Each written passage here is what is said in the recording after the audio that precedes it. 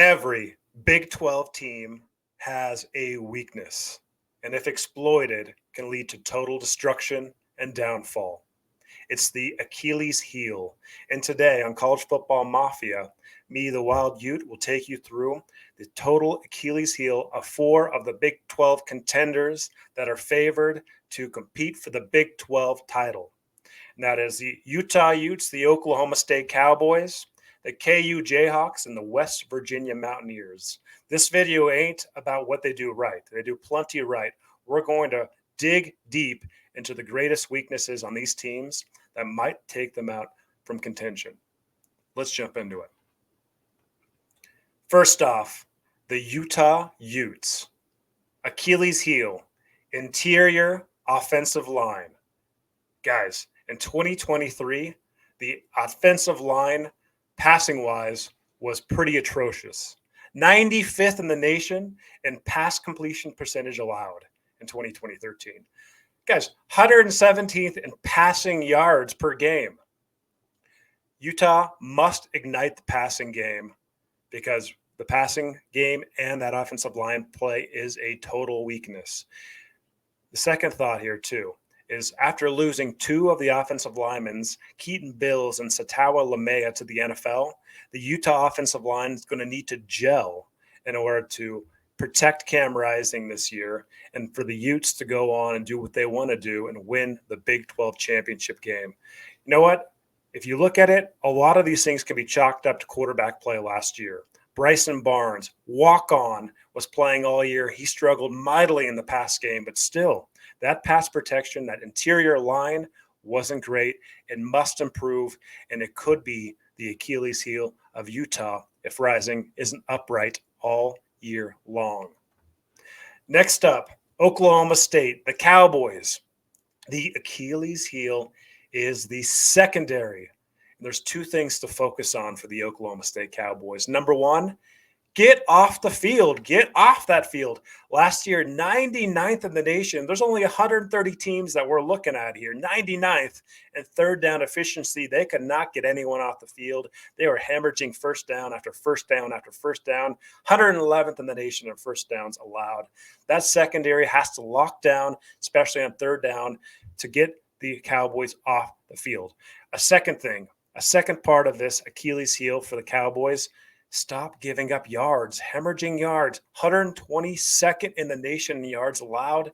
They were just totally giving up yard after yard after yard. If the Cowboys want to win the Big 12 conference, that secondary needs to lock down, get it right, shut people down, get off the field on third down, and stop giving up so many dang yards. And if they do that, the Cowboys could compete for Big 12 contention. Next up, the KU Jayhawks. The KU Jayhawks. The defensive line for KU is a massive, massive, massive Achilles heel. There's two things that KU must do to get to the goal of reaching the Big 12 championship and winning the Big 12 possibly. And that's stop the run. They must stop the run. Last year, they struggled so mightily in stopping the run. 97th and third down efficiency in 2023, 93rd in first downs allowed, 88th in most rushing yards allowed. I mean, KU was just giving up yards, boom, boom, boom, almost on every play on the ground. They got to solidify that up. The defensive line must stop the run. And secondly, this is a huge concern for KU going in this year too. This is definitely part of the Achilles heel, and that's getting pressure on the quarterback. We're speaking about that defensive line pressure. 74th last year in sacks. You guys, they lost their best player here, lost their best player to the NFL draft, and they still struggled with getting pressure on the quarterback. So the Jayhawks must figure out ways to get pressure, manufacture pressure, edge pressure, whatever it takes if they want to compete for a Big 12 championship, because that defensive line play must improve. It is the Achilles heel of the Jayhawks. Now, last up, we're looking at the West Virginia Mountaineers. Okay, West Virginia is a sneaky, sneaky good team coming into that 2024 football season for the Big 12. And here's something to think about, too. There's been a plethora of secondary players that have transferred or graduated, especially cornerback Beanie Bishop Jr. to the NFL. He was a stud last year for the Mountaineers, and he has gone off There's been so many portal additions. Can this unit for West Virginia gel, especially during the first 5 games of the season when they have that really difficult stretch? Penn State, Pitt, KU, man, they've got so many tough games. They're going to be tested. Can this secondary and all these transfer players that do have talent, can they gel before those 5 games are up? And also looking at last year, West Virginia, 0 defensive touchdowns, none, and 81st in interceptions taken.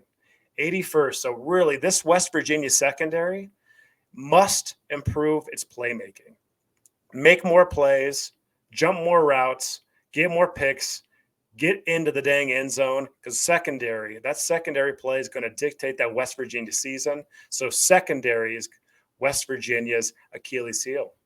So there you have it. The Achilles heel for the Big 12 contenders. Are they going to be exploited? Are they going to be taken out? Can they be covered? Can they be healed? We'll find out, but they better be bridged. So if you've liked this video, please like the video, leave a comment, and subscribe to the channel. And until then, take care, y'all.